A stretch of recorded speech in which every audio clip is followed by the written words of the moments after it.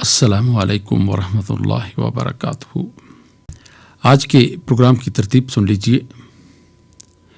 Programme की इब्तिदा हस्ब मामूल तिलावत कलाम इलाही और तर्जुमे से होगी। आज 29वें पारे में सूरह जिन की आयात 6 ता 19 की तिलावत करेंगे कारी अब्दुर्रहमान। दरस हदीस के सिलसिले में प्रोफेसर डॉक्टर मोहम्मद अकरम अल अजहरी की गुफ्तगू नशर की जाएगी। आला अखलाकी अक़दार के सिलसिले रोशनी में आज गुफ्तगू करेंगे प्रोफेसर मोहम्मद उवैस सरवर। आपने पूछा है, आपके दीनी और समाजी मसाइल का हल कुरान और सुन्नत की रोशनी में पेश करेंगे प्रोफेसर डॉक्टर हबीबुर्रहमान आसिम। कुरान हकीम और हमारी ज़िंदगी के सिलसिले में सूरह अनाम की आयात 94 के मज़ामीन के हवाले से प्रोफेसर डॉक्टर मोहम्मद इलियास की गुफ्तगू नशर की जाएगी। इसके अलावा हमद बारी तआला नात है रसूल मकबूल सल्लल्लाहु अलैहि वसल्लम, दुरूद व सलाम और दुआ भी आज के प्रोग्राम में शामिल हैं। आज के प्रोग्राम की तरतीब और तफसील आपने समात फरमाई। आइए प्रोग्राम का आगाज़ करते हैं तिलावत कलाम इलाही और तर्जुमे से। 29वें पारे में सूरह जिन की आयात 6 ता 19 की तिलावत कर रहे हैं कारी अब्दुर्रहमान। अऊज़ु बिल्लाहि मिनश शैतानिर रजीम। बिस्मिल्लाहिर रहमानिर रहीम।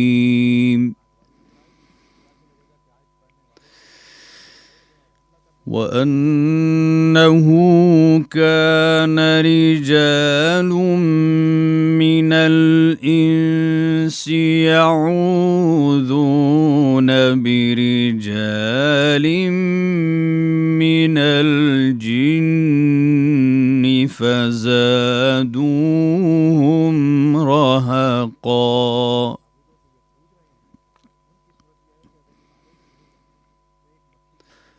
وأنهم ظنوا كما ظننتم أن لن يبعث الله أحدا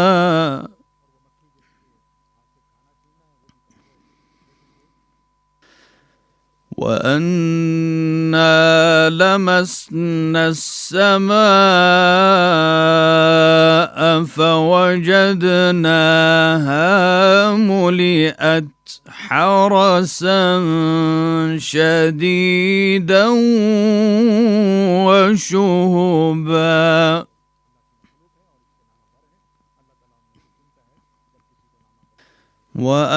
وأنا كنا نقعد منها مقاعد للسمع فمن يستمع الآن يجد له شهابا رصدا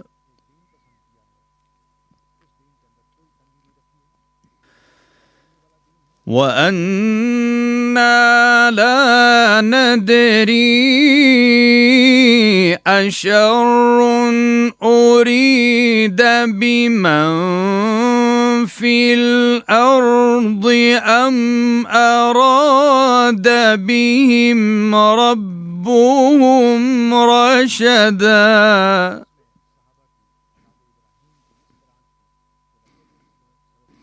وأنا منا الصالحون ومنا دون ذلك كنا طرائق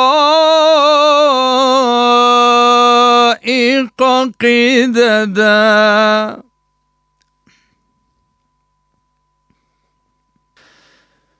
وأنا ظننا أن لن نعجز الله في الأرض ولن نعجزه هربا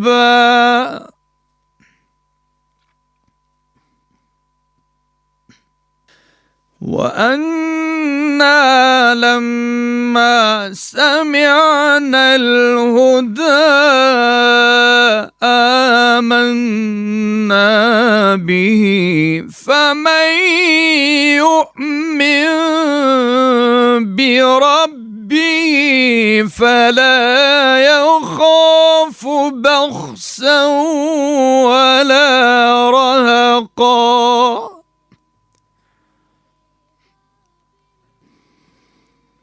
وأنا منا المسلمون ومنا القاسطون فمن أسلم فأولئك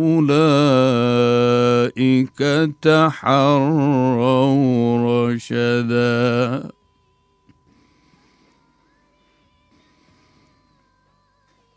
وأما القاسطون فكانوا لجهنم حطبا وأن لو استقاموا على الطريقة لأسقيناهم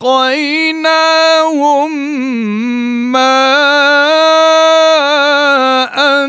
غدقا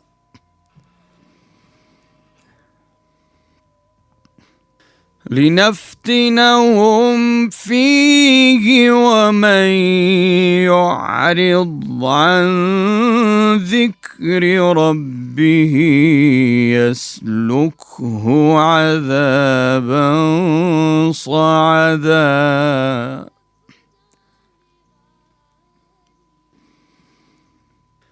وأن المساجد لله فلا تدعوا مع الله أحدا وأنه لما قام عبد الله يدعوه كادوا يكونون عليه لبدا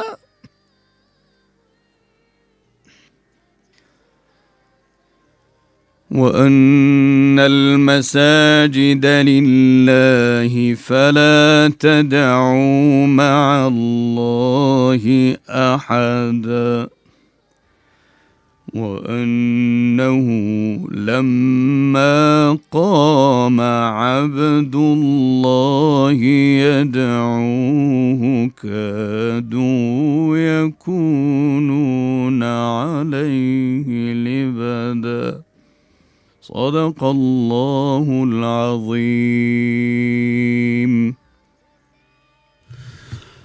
अल्लाह के नाम से जो बड़ा मेहरबान निहायत रहम वाला है। और ये कि बाज़ बनी आदम बाज़ जन्नात की पनाह पकड़ा करते थे, इससे उनकी सरकशी और बढ़ गई थी। और ये कि उनका भी यही एतक़ाद था जिस तरह तुम्हारा था कि अल्लाह किसी को नहीं जिलाएगा। और ये कि हमने आसमान को टटोला तो उसको मजबूत चौकीदारों और अंगारों से भरा हुआ पाया। और ये कि पहले हम वहाँ बहुत से मकामात में ख़बरें सुनने के लिए बैठा करते थे, अब कोई सुनना चाहे तो अपने लिए अंगारा तैयार पाए। और ये कि हमें मालूम नहीं कि इससे अहले ज़मीन के हक़ में बुराई मकसूद है या उनके परवरदिगार ने उनकी भलाई का इरादा फरमाया है। और ये कि हम में कोई नेक हैं और कोई और तरह के, हमारे कई तरह के मज़हब हैं। और ये कि हमने यकीन कर लिया है कि हम ज़मीन में खाक कहीं हों अल्लाह को हरा नहीं सकते और न भाग कर उसको थका सकते हैं। और जब हमने हिदायत की किताब सुनी उस पर ईमान ले आए तो जो शख्स अपने परवरदिगार पर ईमान लाता है उसको ना नुकसान का खौफ है ना जुल्म का। और ये कि हम में बाज़ फर्मा बरदार हैं और बाज़ नाफरमान गुनाहगार हैं, तो जो फर्मा बरदार हुए वो सीधे रास्ते पर चले और जो गुनाहगार हुए वो दोज़ख का ईंधन बने। और اے پیغمبر صلی اللہ علیہ وآلہ وسلم، یہ بھی ان سے کہہ دیجئے کہ اگر یہ لوگ سیدھے راستے پر رہتے تو ہم ان کے پینے کو بہت سا پانی دیتے تاکہ اس سے ان کی آزمائش کریں، اور جو شخص اپنے پروردگار کی یاد سے منہ پھیرے گا وہ اس کو سخت عذاب میں داخل کرے گا، اور یہ کہ مسجدیں خاص اللہ کی ہیں تو اللہ کے ساتھ کسی اور کی عبادت نہ کرو، اور جب اللہ کے بندے محمد صلی اللہ علیہ وآلہ وسلم اس کی عبادت کو کھڑے ہوئے تو کافر ان کے گرد ہجوم کر لینے کو تھے۔ وآخر دعوانا ان الحمد للہ رب العالمین۔ ابھی آپ 29ویں پارے میں سورہ جن کی آیات 6 تا 19 کی تلاوت اور ترجمہ سننے کی سعادت حاصل کر رہے تھے۔ تلاوت کر رہے تھے قاری عبد الرحمن۔ ہدیہ درود و سلام بحضور نبی کریم صلی اللہ علیہ وآلہ وسلم۔ اللهم صل على محمد، اللهم صل على محمد وعلى آله وصحبه وسلم، اللهم صل على محمد، اللهم صل على محمد وعلى آله وصحبه وسلم، اللهم صل على محمد، اللهم صل على محمد وعلى آله وصحبه وسلم، اللهم صل على محمد، اللهم صل على محمد وعلى آله وصحبه وسلم، اللهم صل على محمد، اللهم صل على محمد وعلى آله وصحبه وسلم، اللهم صل على محمد، اللهم صل على محمد وعلى آله وصحبه وسلم، اللهم صل على محمد، اللهم صل على محمد وعلى آله وصحبه وسلم، اللهم صل على محمد، اللهم صل على محمد وعلى آله وصحبه وسلم۔ دینی تعلیمات کا پروگرام حیا علی الفلاح ریڈیو پاکستان اسلام آباد کے اسٹوڈیو سے قومی نشریاتی رابطے پر پیش کیا جا رہا ہے۔ زمین کے لوگ ہوں یا اہل عالم بالا، زمین کے لوگ ہوں یا اہل عالم بالا، ہر ایک زبان پہ ہے سبحان ربی الاعلی، تیرے قلم کی گواہی مرقع عالم، تیرے قلم کی گواہی مرقع عالم، فضائیں آئینہ ہے دل ہو دیکھنے والا، دیے حسین خد و خال تو نے مٹی کو، دیے حسین خد و خال تو نے مٹی کو، تیرے جمال کے سانچوں نے آدمی ڈھالا، تھمائی مہر کو لیل و نہار کی ڈوری، تھمائی مہر کو لیل و نہار کی ڈوری، صبا کو سونپ دی آرائش گل و لالا، زمین تیرا کے منہ سے لگا دیا تو نے، زمین تیرا کے منہ سے لگا دیا تو نے، مہو نجوم بھرا آسمان کا پیالہ، پڑھے قصیدہ وحدتی ہجوم کون و مکان،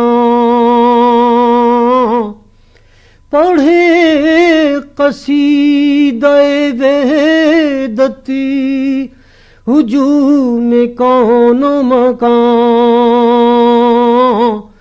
تو سب کا رب ہے کسی نے تجھے نہیں پالا، مجھے ہی تو نے دیا اختیار لغزش بھی، مجھے ہی تو نے دیا اختیار لغزش بھی، مجھی پہ اپنی خلافتی کا بوجھ بھی ڈالا، اتار کر میرے سینے میں آگہی کے چاند، اتار کر میرے سینے میں آگہی کے چاند، بصیرتوں کا میرے گرد کھینچ دے حالا، ہر ایک سانس کو میری بنا چراغ حرم، ہر ایک سانس کو میری بنا چراغ حرم، نہ ہو ذرا بھی میرا نام عمل کالا، ہر کی زباں پہ ہے سبحان ربی الاعلی۔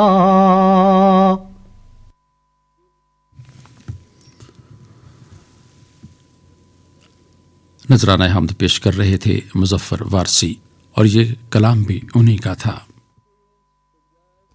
قرآنی آیات اور احادیث نبوی صلی اللہ علیہ وآلہ وسلم کا احترام ہم سب پر فرض ہے۔ تعزیرات پاکستان کے سیکشن 295 کے تحت قرآن پاک کی توہین قابل سزا جرم ہے، جس پر عمر قید کی سزا ہو سکتی ہے۔ اس کو گندگی یا ردی میں نہ پھینکا جائے۔ آئیے اب تقاریر کے سلسلے درس حدیث میں پروفیسر ڈاکٹر محمد اکرم الازہری کی گفتگو سنتے ہیں۔ الحمد للہ رب العالمین والصلاة والسلام علی اشرف الانبیاء والمرسلین سیدنا محمد المبعوث رحمۃ للعالمین وعلی آلہ واصحابہ ومن تبعہم بإحسان الی یوم الدین وبعد۔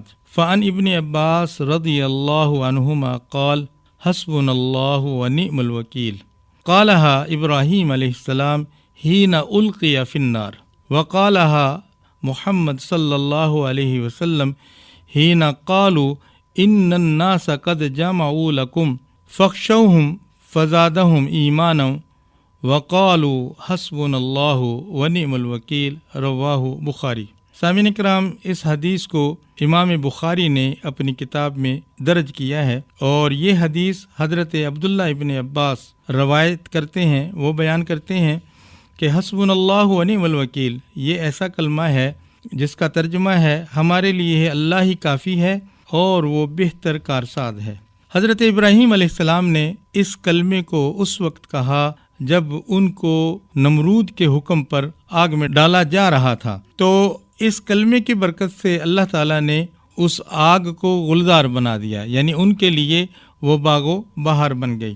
اور پھر یہی کلمات رسول اللہ صلی اللہ علیہ وسلم نے اس وقت کہے جب آپ کو اطلاع ملی کہ مکے کے لوگ اکٹھے ہو کر سرزمین مدینہ پر حملہ کرنے والے ہیں۔ اس واقعے کو قرآن کریم کے اندر بھی بیان کیا گیا، اور یہ جو آیات ہیں ان الناس قد جمعوا لکم فاخشوہم فزادہم ایمانا وقالوا حسبنا اللہ ونعم الوکیل، جب لوگوں نے کہا کہ آپ کے مقابلے میں سامان جمع کیا جا رہا ہے پس تم ان سے ڈرو، آپ نے اس موقع پر پڑھا حسبنا اللہ ونعم الوکیل، میرے لیے میرا اللہ کافی ہے اور وہ بہتر کارساز ہے۔ اس حدیث میں ہمیں بے مثال توکل کا درس ملتا ہے۔ بعض راوی حضرات بیان کرتے ہیں کہ جنگ احد کے بعد جب ابو سفیان اور اس کے ساتھی واپس جانے لگے، راستے ہی میں تھے کہ ان کے دل میں خیال آیا کہ ہم نے بڑی غلطی کی، بجائے اس کے کہ ہم کچھ دیر اور رکتے، کیونکہ مسلمان جو ہیں ہزیمت یافتہ اور زخم خوردہ تھے، یعنی مسلمانوں کو ظاہری طور پر شکست ہوئی تھی، اور شکست میں انسان کے حوصلے پست ہو جاتے ہیں۔ تو انہوں نے خیال کیا کہ ہم سے غلطی ہوئی، ہمیں واپس جانا چاہیے اور مسلمانوں پر دوبارہ حملہ کرنا چاہیے۔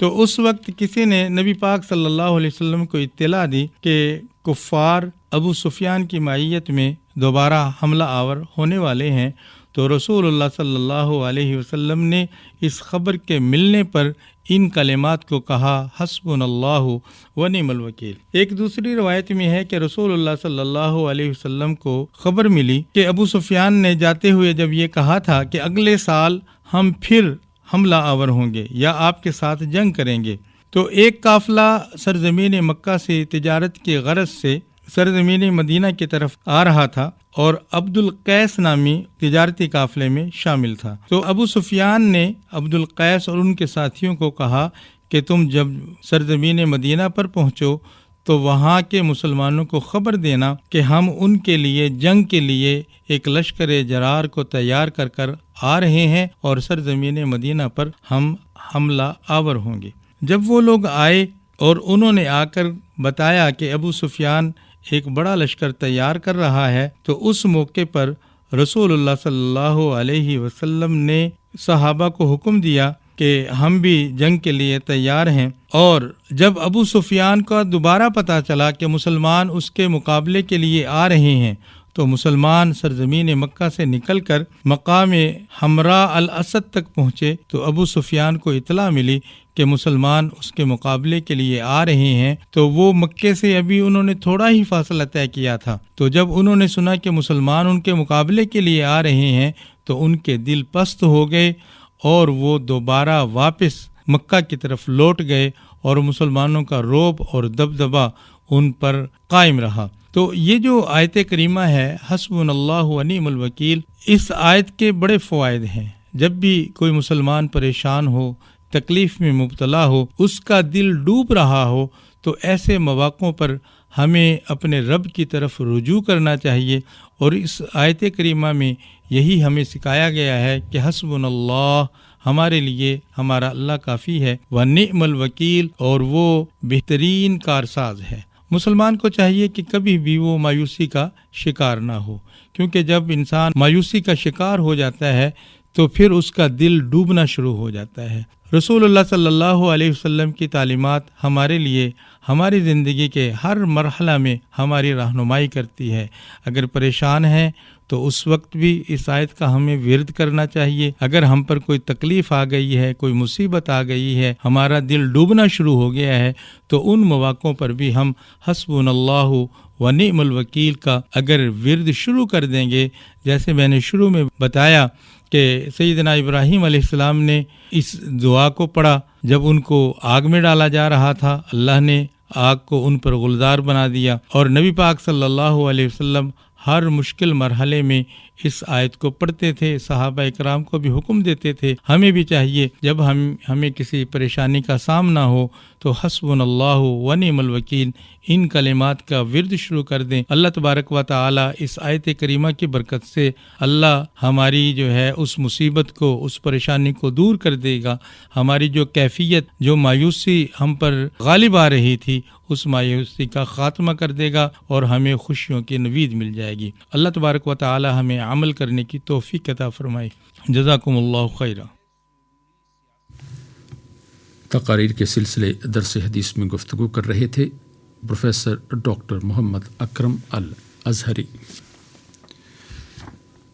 ارشاد نبوی صلی اللہ علیہ وآلہ وسلم ہے، جو چاہو حلال اشیاء میں سے کھاؤ اور حلال لباس میں سے پہنو، لیکن اس میں دو باتیں نہ ہوں، اور وہ دو باتیں اسراف اور تکبر ہیں۔ یا رسول العرب یا نبی العجم یا کریم الورى یا شفیع الامم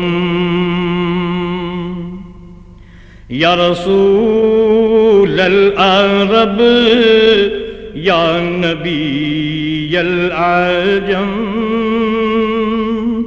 یا کریم الورى یا شفیع الامم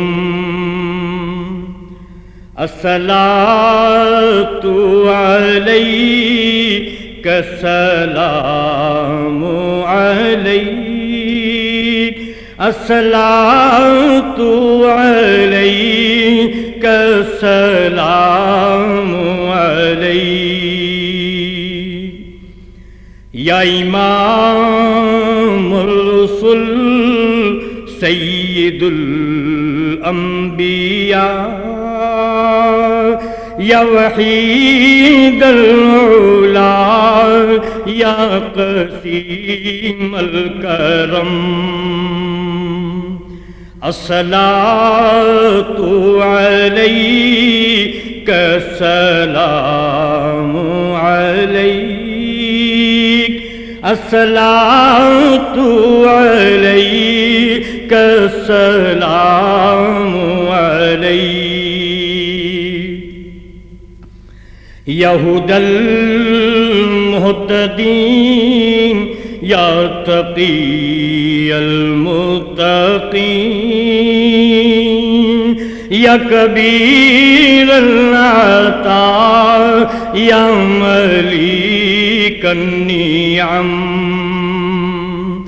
الصلاۃ علیک السلام علیک الصلاۃ علیک السلام علیک یا رؤوف الابد یا حبیب الصمد یا رحیم البقاء یا محیط الشیم الصلاۃ علیک السلام علیک الصلاۃ علیک السلام علیک یا کثیر السخا یا کہیف الورا یا امین الہدی یا عطی الہمم الصلاۃ علیک السلام علیک الصلاۃ علیک السلام علیک یا رسول العرب یا نبی العجم یا کریم الورى یا شفیع الامم.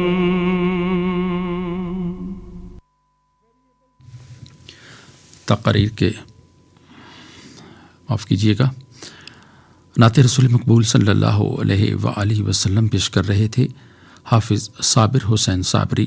کلام تھا وجیہ و سیما عارفانی کا. آئیے اب اعلیٰ اخلاقی اقدار کے سلسلے روشنی میں پروفیسر محمد اویس سرور کی گفتگو سنتے ہیں. بسم اللہ الرحمن الرحیم. اپولو 15 میں امریکہ کے جو 3 خلاباز چاند پر گئے تھے ان میں سے ایک کرنل جیمز ایرون تھے.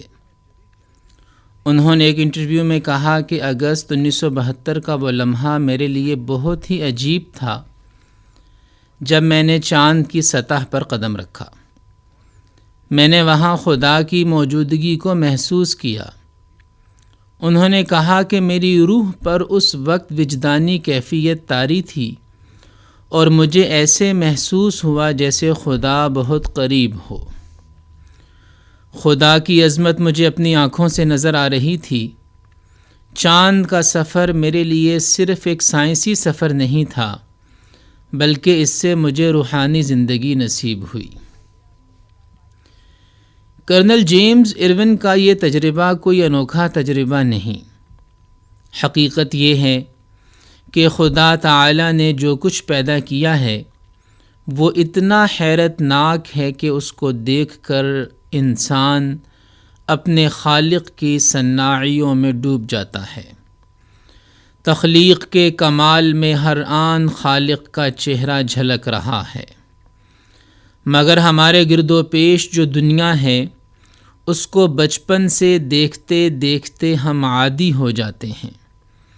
اس سے ہم اتنے مانوس ہو جاتے ہیں کہ اس کے انوکھے پن کا ہمیں احساس تک نہیں ہوتا. ہوا اور پانی اور درخت اور چڑیا، غرض جو کچھ ہماری دنیا میں ہے سب کا سب حد درجہ عجیب ہے. ہر چیز اپنے خالق کا آئینہ ہے، مگر عادی ہونے کی وجہ سے ہم اس کے عجیب پن کو محسوس نہیں کر پاتے. مگر ایک شخص جب اچانک چاند کے اوپر اترا اور پہلی بار وہاں کے تخلیقی منظر کو دیکھا تو وہ اس کے خالق کو محسوس کیے بغیر نہ رہ سکا. اس نے تخلیق کے کارنامے میں اس کے خالق کو موجود پایا. ہماری دنیا جس میں ہم رہتے ہیں یہاں بھی خدا کی موجودگی کا تجربہ اسی طرح ہو سکتا ہے جس طرح چاند پر ہوا تھا، مگر لوگ موجودہ دنیا کو تعجب کی نگاہ سے نہیں دیکھ پاتے جس طرح چاند کا ایک نیا مسافر چاند کو دیکھتا ہے. اگر ہم اپنی دنیا کو اس نظر سے دیکھنے لگیں تو ہر وقت ہم کو اپنے پاس خدا کی موجودگی کا احساس ہو. ہم اس طرح رہنے لگیں جیسا کہ ہم خدا کے پڑوس میں رہ رہے ہیں اور وہ ہر وقت ہماری نظروں کے سامنے ہیں۔ اگر ہم ایک اعلیٰ درجے کی مشین کو پہلی بار دیکھیں تو حیران ہو جاتے ہیں اور فی الفور اس کے ماہر انجینئر کی موجودگی کو وہاں محسوس کرنے لگتے ہیں۔ اسی طرح اگر ہم دنیا کو اس کی چیزوں کی گہرائی کے ساتھ دیکھ سکیں تو اسی وقت ہم وہاں خدا کی موجودگی کو پا لیں گے۔ خالق ہمیں نظر آئے گا اور ہم خالق اور تخلیق کو جدا نہ کر سکیں گے۔ قرآن مجید میں کثرت سے ایسی آیات موجود ہیں جن میں بتایا گیا ہے کہ کائنات میں سوچنے والے انسانوں کے لیے نشانیاں ہیں۔ اس کا مطلب یہ ہے کہ اللہ تعالیٰ نے انسان میں جن معنوی حقیقتوں پر ایمان لانے کا مطالبہ کیا ہے ان کی مادی تمثیلات اس کائنات میں رکھ دی گئی ہیں تاکہ آدمی کے لیے ان حقیقتوں کو سمجھنا آسان ہو جائے، تاکہ وہ دکھائی دینے والی چیزوں کے آئینے میں دکھائی نہ دینے والی چیزوں کو دیکھ سکے۔ قدرتی مناظر خدا کی صفات کا آئینہ ہیں۔ سورج اور چاند خدا کی روشن ہستی کا تعارف ہیں۔ چڑیاں اور جانور خدا کی خدائی کے معصوم نمائندے ہیں۔ آسمان خدا کی عظمت و قدرت کا اعلان ہے۔ پانی اور ہوا خدا کی رحمت و شفقت کا ایک نمونہ ہے۔ درخت اور پہاڑ خدا کے لامحدود حسن کی طرف اشارہ کر رہے ہیں۔ آسمان کی وسعت خدا کی بے پایاں ہستی کا تعارف ہے۔ دریا کی روانی خدا کے جوش رحمت کی ایک تمثیل ہے اور پھولوں کی مہک اور تازگی خدا کے حسن کی ایک دور کی جھلک ہے۔ اگر دیکھنے والی آنکھ ہو تو اس کو قدرتی مناظر میں خدا کا جلوہ دکھائی دے گا۔ انسان اگر اس دنیا میں اس طرح رہے کہ اس کے دماغ کی کھڑکیاں کھلی ہوں، وہ دیکھنے والی چیزوں کو دیکھ رہا ہو، تو ساری دنیا اس کو خدا کی یاد دلانے والی بن جائے گی۔ وہ ہر چیز میں خدا کا نور دیکھے گا، ہر چیز میں خدا کی حکمت کو دریافت کرے گا۔ موجودہ دنیا میں انسان کی سب سے بڑی یافت یہ ہے کہ وہ خدا کو دیکھنے لگے، وہ اپنے پاس خدا کی موجودگی کو محسوس کر لے۔ اگر آدمی کا احساس زندہ ہو تو سورج کی سنہری کرنوں میں اس کو خدا کا نور جگمگاتا دکھائی دے گا۔ ہرے بھرے درختوں کے حسین منظر میں وہ خدا کا روپ جھلکتا ہوا پائے گا، اور اپنی ہتھیلی اور اپنی پیشانی کو جب زمین پہ رکھے گا تو اسے ایسے محسوس ہوگا گویا اس نے اپنا وجود اپنے رب کے قدموں میں ڈال دیا۔ خدا ہر جگہ موجود ہے، شرط یہ ہے کہ دیکھنے والی نگاہ آدمی کو نصیب ہو جائے۔ اللہ تعالی ہم سب کو عمل کی توفیق عطا فرمائے۔ وآخر دعوانا ان الحمد للہ رب العالمین۔ اعلیٰ اخلاقی اقدار کے سلسلے روشنی میں گفتگو کر رہے تھے پروفیسر محمد اویس سرور۔ ارشاد نبوی صلی اللہ علیہ وآلہ وسلم ہے، بہترین صدقہ یہ ہے کہ تم بھوکے کو پیٹ بھر کر کھانا کھلاؤ۔ نعت رسول مقبول صلی اللہ علیہ وآلہ وسلم۔ یاد جب مجھ کو مدینے کی فضا آتی ہے، سانس لیتا ہوں تو جنت کی ہوا آتی ہے۔ یاد جب مجھ کو مدینے کی فضا آتی ہے، یاد جب مجھ کو مدینے کی فضا آتی ہے۔ روضہ پاک پہ سب ضبط نفس کرتے ہیں، روضہ پاک پہ سب ضبط نفس کرتے ہیں اس گلستان میں دبے پاؤں صبا آتی ہے. یاد جب مجھ کو مدینے کی فضا آتی ہے، یاد جب مجھ کو مدینے کی فضا آتی ہے. خواب چانے تو رہے عشق نبی میں چھانے، خواب چانے تو رہے عشق نبی میں چھانے. ذرے ذرے سے جہاں بوئے وفا آتی ہے. یاد جب مجھ کو مدینے کی فضا آتی ہے، یاد جب مجھ کو مدینے کی فضا آتی ہے.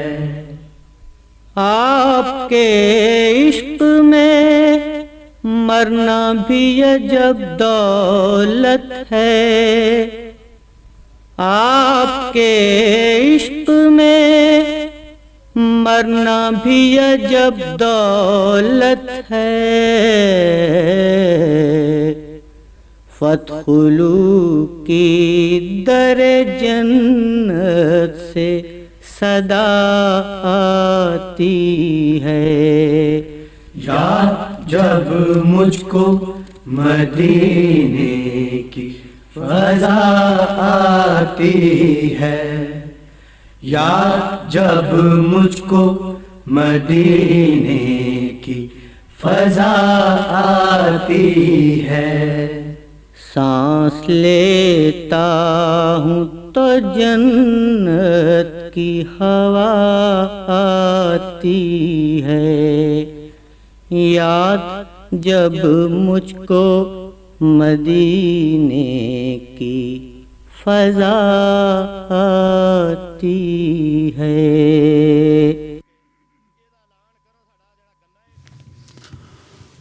بارگاہ نبوی صلی اللہ علیہ وآلہ وسلم میں امیر مینائی کے گلہ عقیدت جمیل انجم اور ساتھیوں کی آواز میں پیش کیے گئے. دینی تعلیمات کا پروگرام حیا علی الفلاح ریڈیو پاکستان اسلام آباد کے اسٹوڈیو سے قومی نشریاتی رابطے پر پیش کیا جا رہا ہے. آپ نے پوچھا ہے، آپ کے دینی اور سماجی مسائل کا حل قرآن و سنت کی روشنی میں پیش کر رہے ہیں پروفیسر ڈاکٹر حبیب الرحمان عاصم.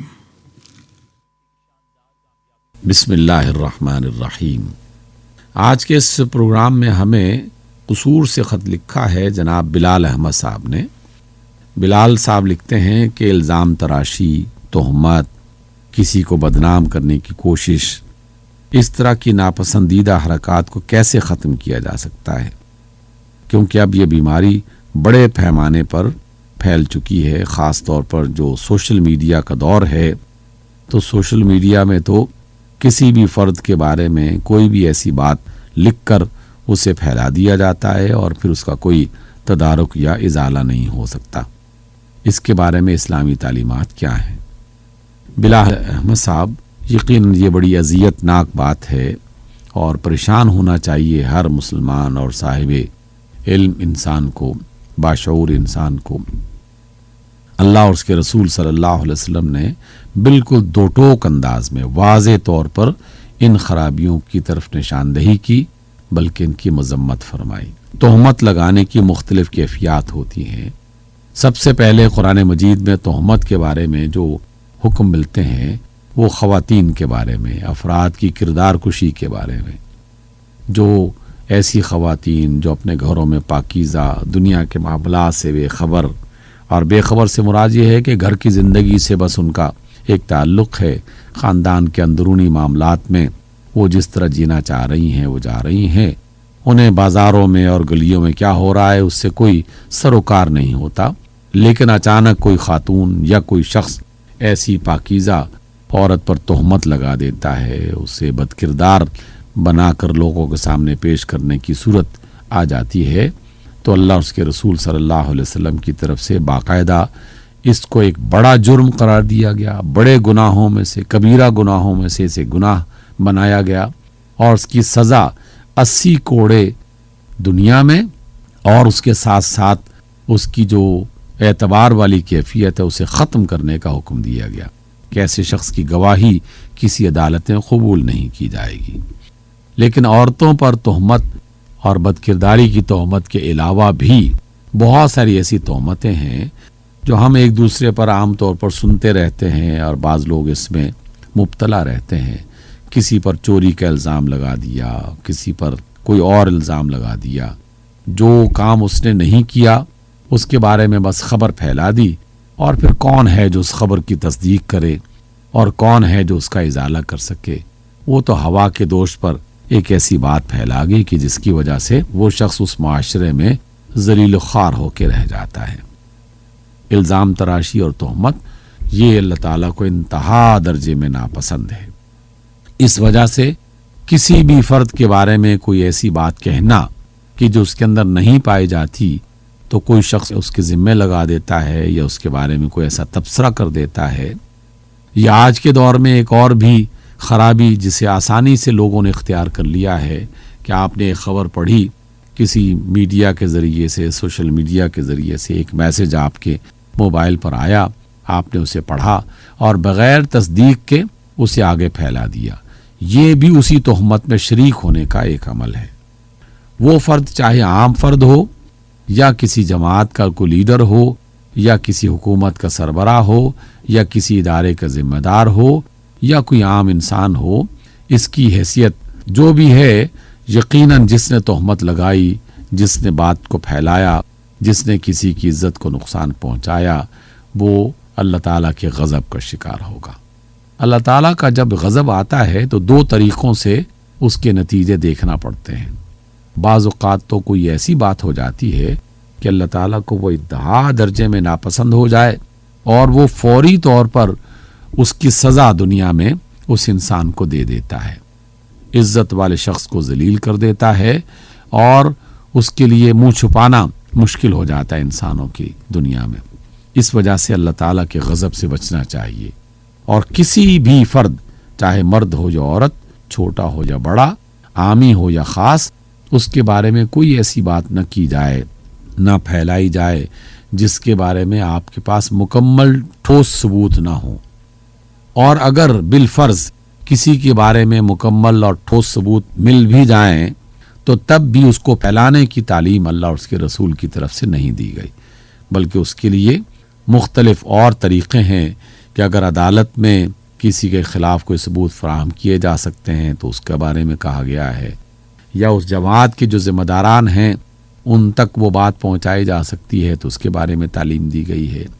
اگر خاندان کے کچھ بڑے ہیں کہ جن تک کسی کے بارے میں کسی کی خرابی پہنچائی جا سکتی ہے تاکہ وہ اس سے بچ سکے، یا اس کے اس شر سے دوسروں کو بچایا جا سکے، تو اسے اختیار کرنا چاہیے۔ محض بازاروں میں شور مچا دینا اور سوشل میڈیا پہ ان کو بدنام کر دینا، یہ قطعی طور پر غیر اخلاقی، غیر اسلامی اور غیر انسانی رویہ ہے، اس سے گریز کرنا چاہیے۔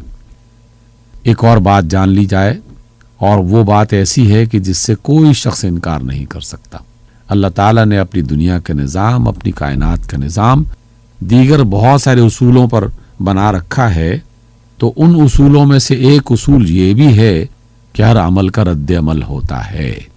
وہ رد عمل آج ہو جائے، کل ہو جائے، 10 سال کے بعد ہو جائے، آنے والے کسی مستقبل میں ہو جائے، تو اس سے آدمی کو محفوظ رہنے کے لیے محتاط ہونا چاہیے۔ ہو سکتا ہے آپ نے کوئی ایسی بات کہی، کوئی ایسی تہمت کسی فرد پر لگائی، تو آج تو کسی وجہ سے آپ بچ رہے اور آپ سے کوئی پوچھنے والا نہیں تھا، تو اس وجہ سے بات آئی گئی ہوگی، لیکن اللہ تعالیٰ کے ریکارڈ میں وہ بات محفوظ ہو جاتی ہے، اور اللہ تعالیٰ پھر کسی مناسب وقت پر اس عمل کا رد عمل، اس ایکشن کا ری ایکشن، وہ ظاہر کر دیتا ہے، اور آدمی اپنی کسی سابقہ گناہ کی سزا آنے والے کسی وقت میں اسے اٹھانا پڑتی ہے۔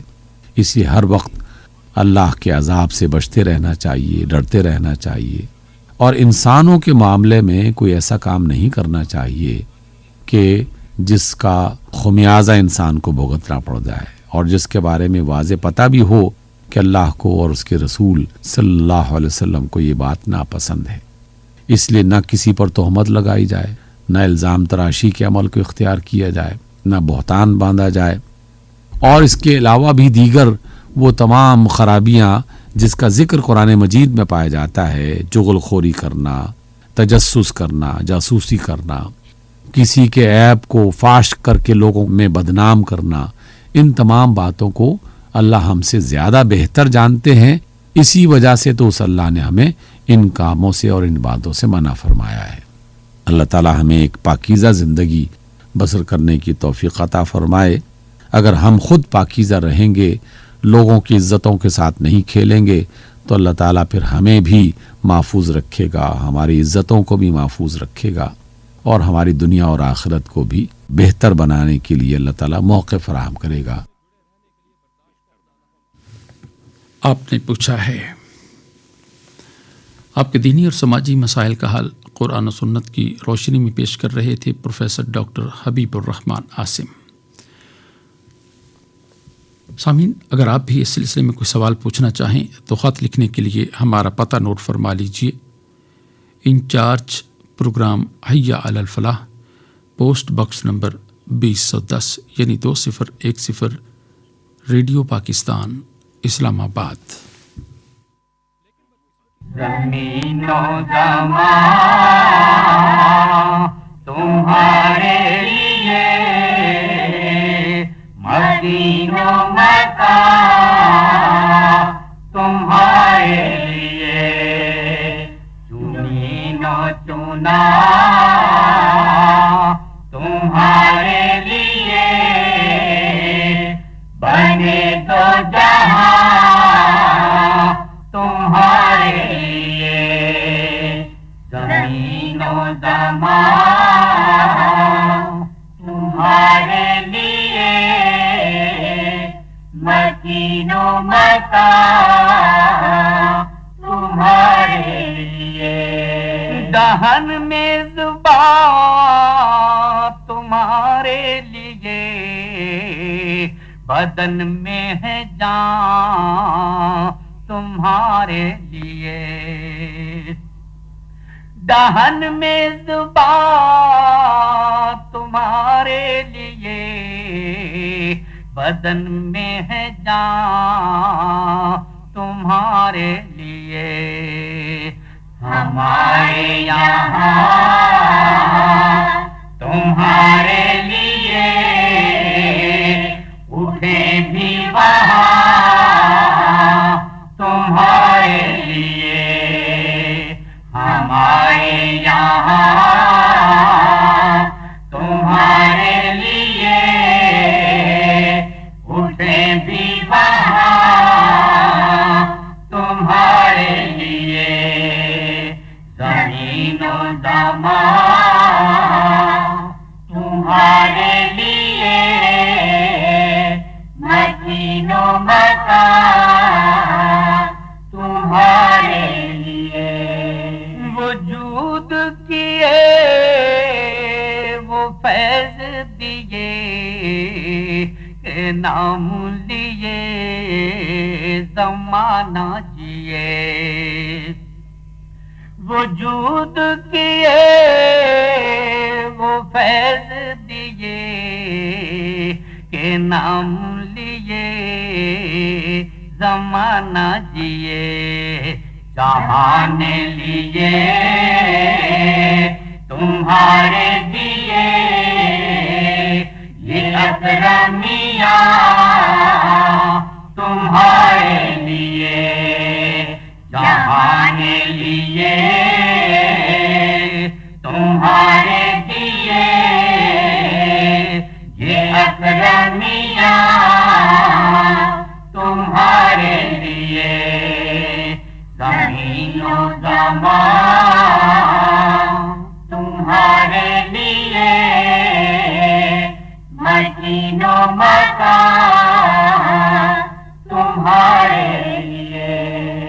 साहाबे करम रवाना किए कि आबे नेम जमाना पिए।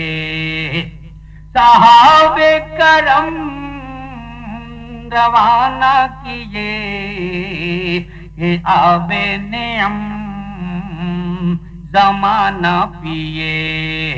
जो रखते थे हम वो चाकसिए, ये सतरे बड़ा तुम्हारे लिए। जो रखते थे हम वो चाकसिए, ये सतरे बड़ा तुम्हारे लिए। ज़मीनो ज़मान तुम्हारे लिए, मकीनो मकान तुम्हारे लिए। अताए रब जिलाए कुरब, फयूज़े आजब बगैर तलब। अताए रब जिलाए कुरब, फयूज़े आजब बगैर तलब। ये रहमत रब है किसके सबब, बरब्बे जहां तुम्हारे लिए।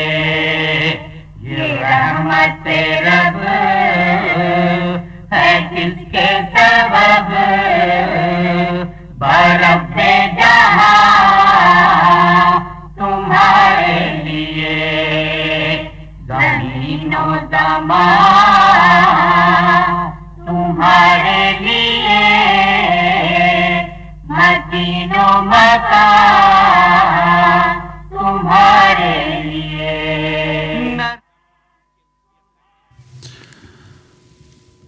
नात रसूल मकबूल सल्लल्लाहु अलैहि वसल्लम पेश कर रहे थे मंसूर ताबिश और साथी।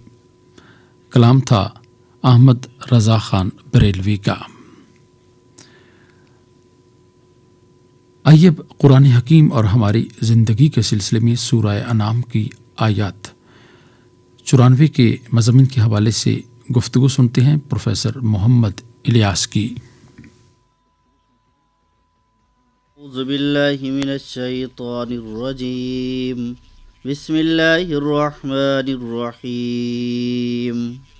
वलक़द जि'तुमूना फुरादा कमा खलक़नाकुम अव्वल मर्रतिन व तरक्तुम मा खव्वलनाकुम वराअ ज़ुहूरिकुम वमा नरा मअकुम शुफ़आअकुम अल्लज़ीना ज़अमतुम अन्नहुम फ़ीकुम शुरकाअ लक़द तक़त्तअ बैनकुम व ज़ल्ल अन्कुम मा कुन्तुम तज़अमून। सदक़ल्लाहुल अज़ीम। अब आप अरबी अल्फाज के मानी समात फरमाइए। जि'तुमूना इसका मानी है तुम हमारे पास हाजिर हुए। फुरादा इसका मानी है तन्हा तन्हा। खलक़नाकुम फ़ेल माजी, कुम मुखातिब की ज़मीर है, इसका मानी है हमने तुम्हें पैदा किया। तरक्तुम इसका मानी है तुम छोड़ आए। मा खव्वलनाकुम इसका मानी है जो कुछ हमने तुम्हें अता फरमा रखा था। वराअ ज़ुहूरिकुम अपनी पीठ पीछे। शुफ़आअकुम शफ़ी की जमा है, इसका मानी है तुम्हारे सफ़ारशी। ज़अमतुम तुम दावा करते हो। तक़त्तअ इसका मानी है मुनक़ते हो गया। अब आप तर्जमा और तशरीह समात फरमाइए। फिर क़यामत के दिन अल्लाह ताला इनसे कहेगा तुम हमारे पास इसी तरह तने तन्हा आ गए हो जैसे हमने तुम्हें पहली बार पैदा किया था, और जो कुछ हमने तुम्हें बख्शा था वो सब अपने पीछे छोड़ आए हो, और हमें तो तुम्हारे वो सफ़ारशी कहीं नज़र नहीं आ रहे जिनके बारे में तुम्हारा दावा था کہ وہ تمہارے معاملات طے کرنے میں ہمارے ساتھ شریک ہیں۔ حقیقت یہ ہے کہ ان کے ساتھ تمہارے سارے تعلقات ٹوٹ چکے ہیں، اور جن دیوتاؤں کے بارے میں تمہیں بڑا زعم تھا وہ سب تم سے گم ہو کر رہ گئے ہیں۔ جئتمونا، اس آیت میں دنیاوی زندگی کی ایک نہایت ہی فکر انگیز تصویر کشی کی گئی ہے کہ یہ انسان اس دنیا میں قدم رکھتا ہے تو عریاں، محروم، بے بس اور خالی ہاتھ قدم رکھتا ہے، اور جب اس دنیا سے رخصت ہوتا ہے تو بھی محروم، بے بس اور خالی ہاتھ اس دنیا سے چلا جاتا ہے، اور روز محشر بھی بے بس، ناتواں اور خالی ہاتھ ہوگا، جیسا کہ ایک حدیث مبارکہ میں آیا ہے۔ امام بخاری رحمہ اللہ روایت فرماتے ہیں کہ حضرت عائشہ رضی اللہ تعالیٰ عنہ بیان کرتی ہیں کہ میں نے رسول اللہ صلی اللہ علیہ وآلہ وسلم کو یہ فرماتے ہوئے سنا کہ قیامت کے دن لوگوں کو ننگے پاؤں، ننگے بدن اور غیر مختون حالت میں جمع کیا جائے گا۔ میں نے عرض کیا یا رسول اللہ صلی اللہ علیہ وسلم، عورتیں اور مرد جمع ہوں گے، کیا وہ ایک دوسرے کی طرف دیکھیں گے؟ رسول اللہ صلی اللہ علیہ وآلہ وسلم نے ارشاد فرمایا، اے عائشہ، اس دن معاملہ اس سے بھی ہولناک ہوگا کہ لوگ ایک دوسرے کی طرف دیکھیں۔ اب اگر اسی انسان کو درمیان میں کچھ دیر کے لیے مال و دولت، جاہ و سلطنت، خواہشات و لذت کے سراب میں مگن رہتا ہے، اور یہ خیال ذہن میں آتا ہی نہیں کہ آخر میں یہاں کس لیے آیا تھا، کس لیے یہاں موجود ہوں اور کہاں جانا ہے۔ اس زندگی کی چھوٹی اور حقیر چیز بھی اس لیے قابل توجہ ہوگی مگر اصل مقصد حیات سے غافل۔ ایک حدیث میں آتا ہے، الناس نیام فاذا ماتوا انتبہوا، لوگ جب خواب غفلت میں ہوتے ہیں، جب مر جاتے ہیں تو بیدار ہو جاتے ہیں۔ جس دن لوگوں کو ان کی قبروں سے اٹھایا جائے گا، اس دن ان سے کہا جائے گا تم تو اسے بہت دور اور محال مانتے تھے، اب دیکھ لو جس طرح شروع میں ہم نے تمہیں پیدا کیا تھا، اب دوبارہ بھی پیدا کر دیا۔ جو کچھ مال و متاع ہم نے تمہیں دنیا میں دیا تھا، سب کا سب تم وہیں چھوڑ آئے۔ رسول اللہ صلی اللہ علیہ وآلہ وسلم فرماتے ہیں، انسان کہتا ہے میرا مال، میرا مال، حالانکہ تیرا مال تو وہی ہے جسے تو نے کھا پی لیا، وہ فنا ہو گیا۔ حضرت حسن بصری رحمہ اللہ فرماتے ہیں، انسان کو قیامت کے دن اللہ کے سامنے کھڑا کیا جائے گا، اور رب العالمین اس سے دریافت فرمائیں گے کہ جو تو نے جمع کیا تھا وہ کہاں ہے؟ یہ جواب دے گا کہ خوب بڑھا چڑھا کر اسے دنیا میں چھوڑ آیا ہوں۔ اللہ تعالیٰ فرمائیں گے، اے ابن آدم، پیچھے چھوڑا تو یہاں نہیں ہے، البتہ آگے بھیجا ہوا یہاں سب موجود ہے۔ اب جو یہ دیکھے گا تو کچھ بھی نہ پائے گا۔ پھر آپ صلی اللہ علیہ وآلہ وسلم نے یہی آیت مبارکہ تلاوت فرمائی۔ پھر انہیں ان کا شرک یاد دلا کر دھمکایا جائے گا کہ جنہیں تم اپنا شریک سمجھ رہے تھے اور جن پر ناز کر رہے تھے کہ ہمیں بچا لیں گے اور نفع دیں گے، وہ آج تمہارے ساتھ کیوں نہیں ہیں؟ وہ کہاں رہ گئے؟ انہیں شفاعت کے لیے کیوں آگے نہیں بڑھاتے؟ حق یہ ہے کہ قیامت کے دن سارے جھوٹ، بہتان اور افطرا کھل جائیں گے۔ اللہ تعالیٰ سب کو سنا کر ان سے فرمائے گا، جنہیں تم نے میرے شریک ٹھہرا رکھا تھا وہ کہاں ہیں؟ اور ان سے کہا جائے گا کہ جن کی تم اللہ کے سوا عبادت کرتے تھے وہ کہاں ہیں؟ کیا وجہ ہے کہ وہ نہ تمہاری مدد کرتے ہیں نہ خود اپنی مدد آپ کرتے ہیں؟ تم تو دنیا میں انہیں مستحق عبادت سمجھتے رہتے تھے، پھر جو تعلقات تم میں تھے، جو وسیلے تم نے بنا رکھے تھے، سب کٹ گئے۔ معبودان باطلہ سے جو غلط منصوبے تم نے باندھ رکھے تھے، سب برباد ہو گئے۔